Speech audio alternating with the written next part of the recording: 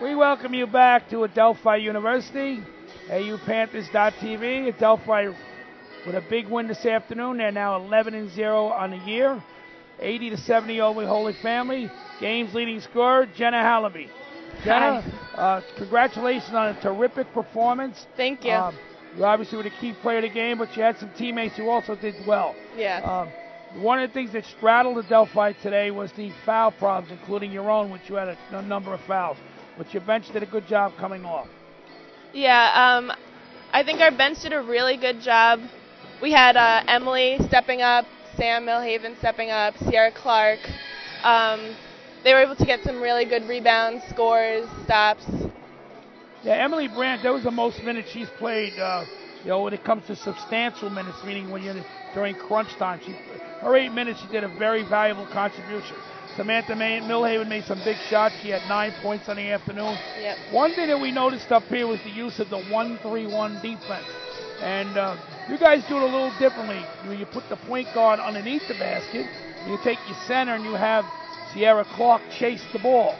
Yeah. She has long arms, and this was obviously a factor in the turnovers that Holy Family had. Mm-hmm. Yeah, we have a lot of long-limbed players, and I think it really helps to get deflections, and we like to put our point guard at the bottom. She's very talkative, tells us what to do, where people are. I think it helped to get a lot of deflections today. You know, Holy Family pressed from the outset, and they used a lot of different players. And when you guys started to get the lead in the second half, Erin Fenningham, number 11, really made some big shots for the Tigers. Yeah, she did. But, I mean, I think we were able to stop her in the second half. And she had 18 points on the day, along with Casey Wetzel inside number 30, who also played well for Holy Family. Other Adelphi stats, Sierra Clark had 12. Kelly Mannix only had 9, but did a lot of good things on the backboard. She only shot the ball, Kelly Mannix, 6 times this afternoon. And she is the team's leading scorer, averaging over 19 points a game. Unfortunately, you were able to make up those points with your big afternoon. Now, one thing we wanted to ask you, Holy Family came out and really played well in the first half.